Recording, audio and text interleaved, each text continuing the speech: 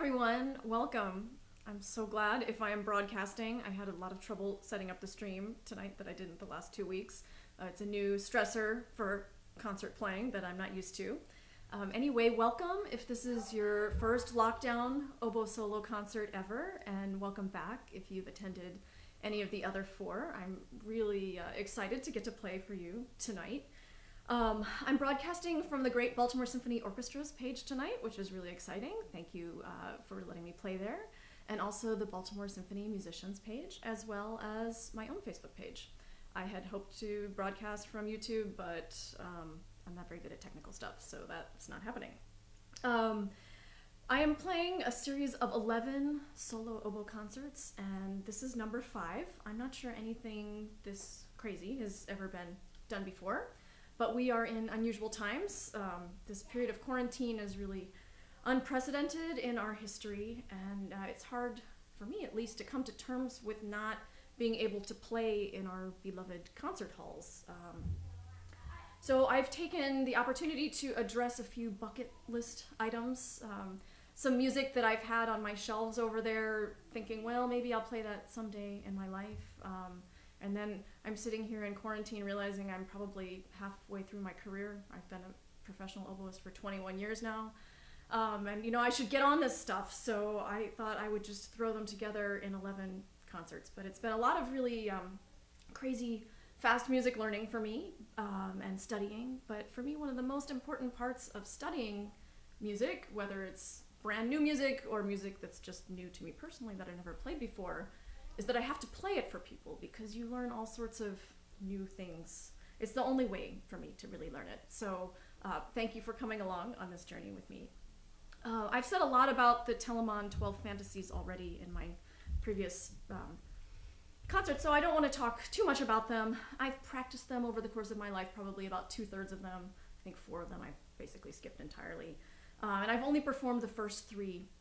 And I'm finding that each one, every time I do it, it's like my new favorite child. Of course, you don't actually have a favorite child, and I don't have a favorite Telemann fantasy. But this one is really, I'm liking it a lot. I just want to give you the program information here. It's in 3 little movements in D minor. There's a picture of Telemann in the upper left. And the picture in the bottom is not anything very important, but it's a painting I found online. Just to me, it sort of shows what the Telemann fantasies are about. They're sort of for playing at home, so they're perfect for this crazy time that we're in. You know, just for hanging out, for making do with what you have. You play them on the flute, you play them on the oboe, you play them on the recorder. Anyway, this is number 6 in D minor.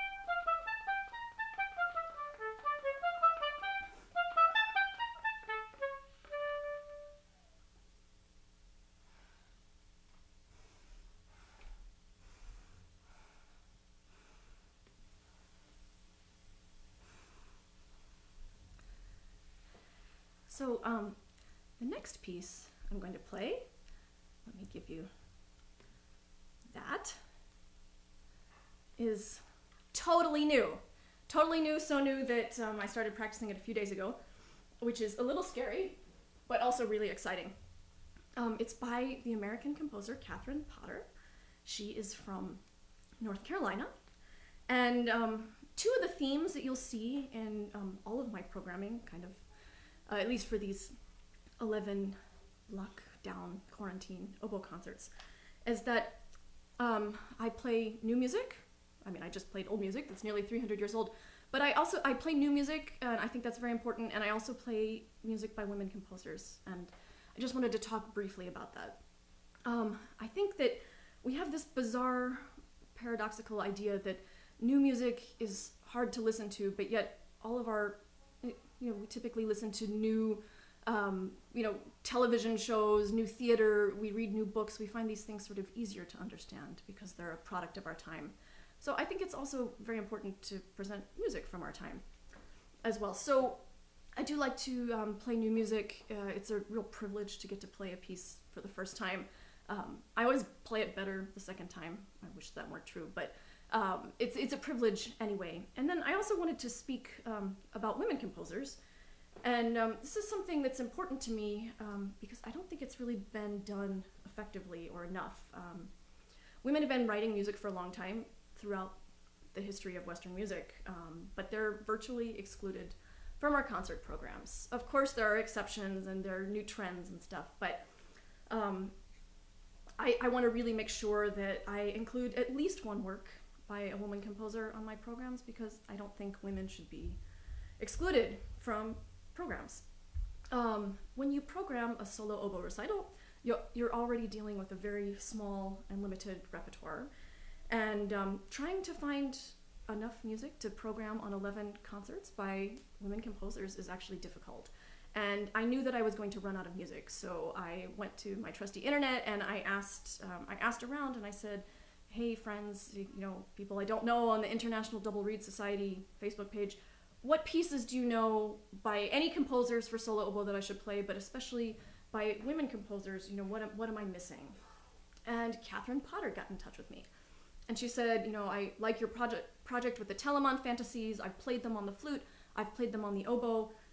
I want to write you a fantasy. And I thought, well, how fantastic is that? So Kathryn is a very artistic person, and she painted these two paintings that you see here at the same time that she wrote this fantasy. She wrote the fantasy. There's an interview that you can see on my Facebook page, but she wrote it as she arrived a few weeks ago back from France, and she was overwhelmed with gratitude for not being sick with COVID. She had to cut her trip short because Italy was closing and the European borders were closing, and it was difficult to get back to the US. When she arrived back into the US, she said she was filled with gratitude and feelings of spring verve. So you can see those feelings for sure in her two paintings. She hasn't been painting long, which is pretty incredible, just a few years, but I think her artistic force is very strong. I want to say a couple words about the piece. It's in 3 movements, like most of the Telemann fantasies, certainly like the last Telemann fantasy I just played for you.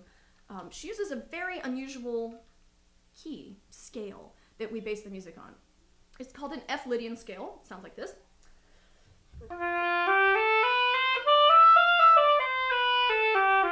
Normally F major would be,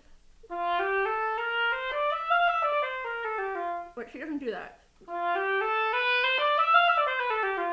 And then because she said, well, things aren't really perfect, that F Lydian to her described spring and these colors that you see in these paintings here. She said, but especially the second painting and our life right now is so full of uncertainty. She wanted to add a flat 7. So now the scale is like this.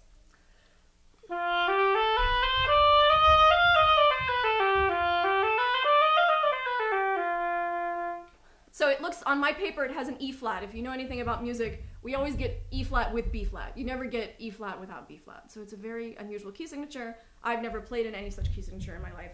I will do my best with it tonight. I think I've got it.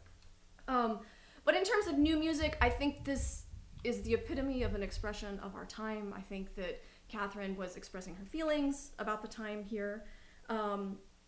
If you want to see her talk more about her composition, she's on my Facebook page. She has her own Facebook page and website, and you can certainly read and listen to more about her there.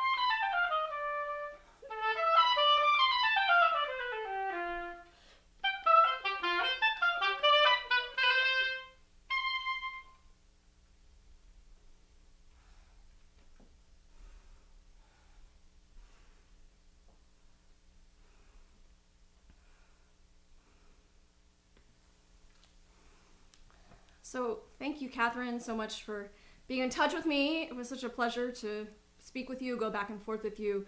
I actually sent Katherine a few recordings of the piece, and we went back and forth and talked about the performance. I hope it was satisfactory.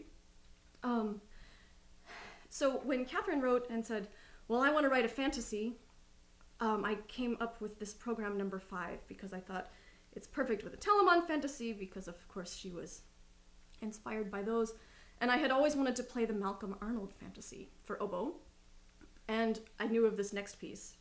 So I put them all together in my mind and wanted to put those 4 pieces together.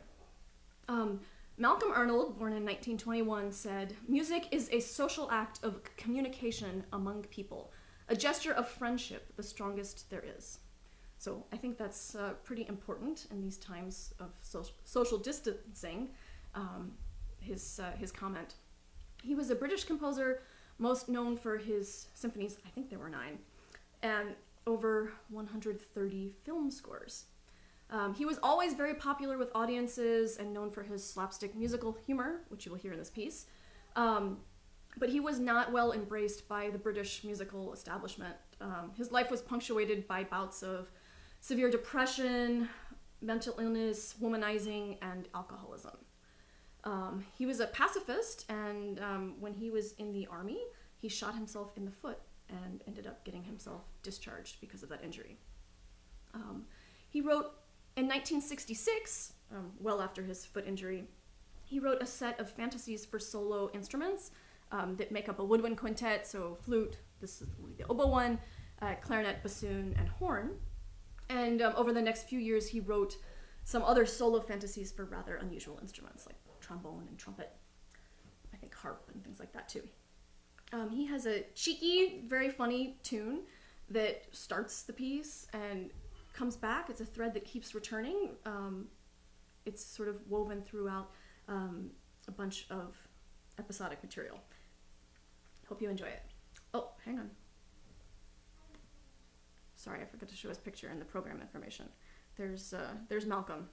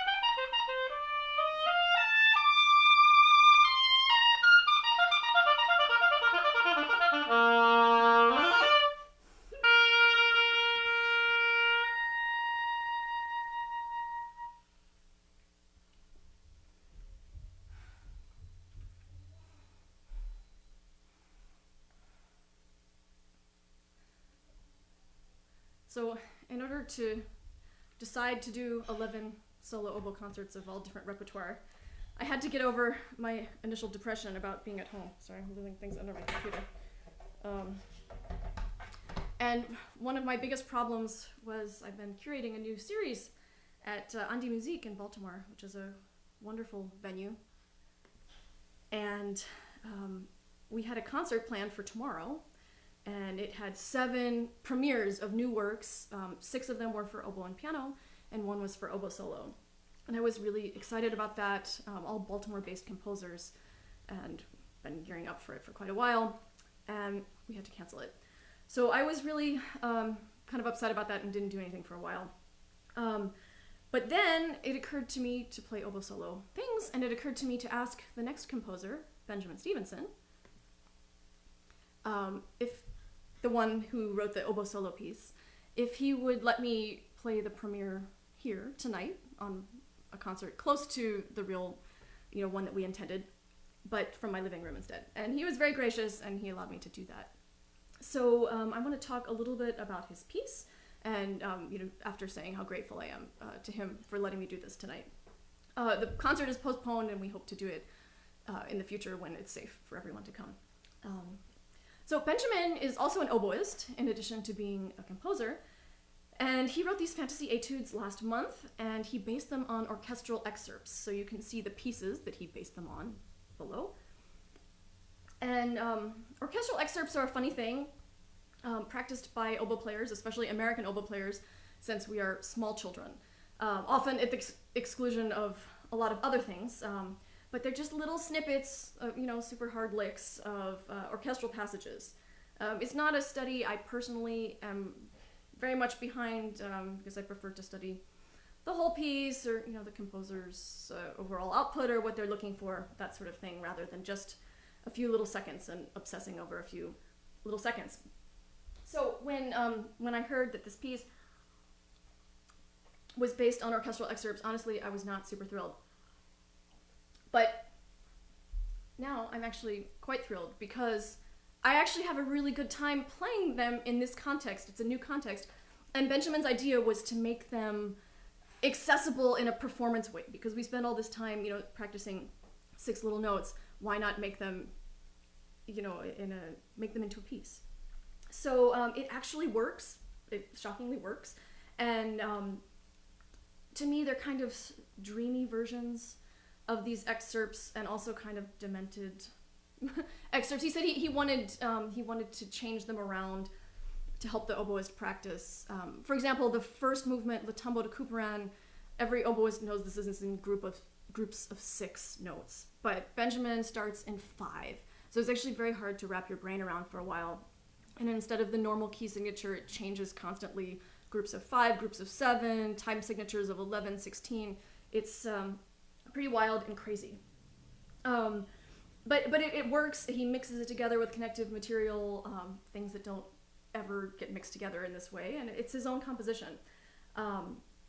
So yeah, I think the first one is kind of rhythmically demented, it seems like to me, and I really enjoy it. The second movement takes 2 very famous oboe solos. Any orchestra goer would certainly know the oboe solo from Brahms' Violin Concerto, second movement, or the slow movement of Tchaikovsky, Fourth Symphony. But he's done something really remarkable here, and it took me a while to wrap my brain around it, but I get it now. He took each solo and he alternated notes, and then he alternated regular fingerings with harmonic fingering, so you'd hear some very sort of unusual oboe sounds. And he wrote the melodies nearly verbatim in that way, with a couple interjections, and it sounds completely different. It's a new world, and unrecognizable to the original excerpts for me. And in the last movement, things really fall off the rails, and I interviewed Benjamin. You can see it on my Facebook page also, and he's very polite. I think he was a little too polite to say, but I think there's a little bit of rejection of the over-analysis and over-practicing, and things really just kind of fall off the rails. And if I do it correctly, I will end with the highest note that I've ever played in quote-unquote public. This is a high C, and If it doesn't happen, I'm sorry, and you can have your money back. Anyway, I hope you enjoy this piece.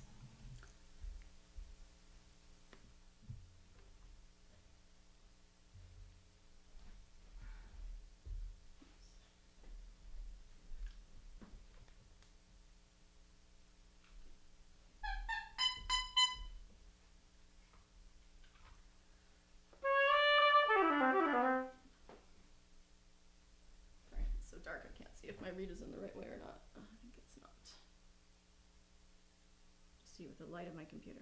Okay, sad.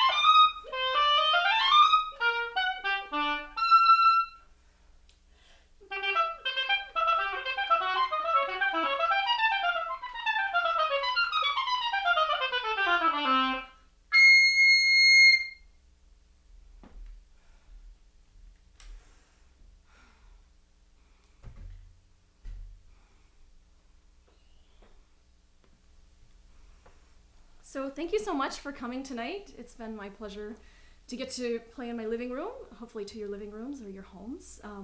If you want any more details on the music that you've heard tonight, I have interviews and names and programs with the composers and all of their information on my Facebook page, which is at Katherine Needleman Oboist.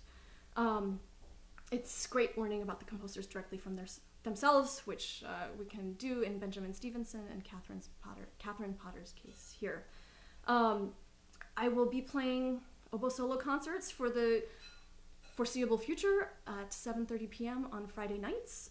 My next concert will have the 7th Telemann Fantasie, D major with a wonderful French overture, and 2 works by the British composer Thea Musgrave, as well as 6 Canadian scenes by the young American composer Viet Huang, and a really fun blues piece by Jeffrey Agrell called Blues for DD. I hope this foray into super esoteric oboe music has been fun for you. It's certainly been fun for me, and I wish everyone good night and good health. Bye-bye.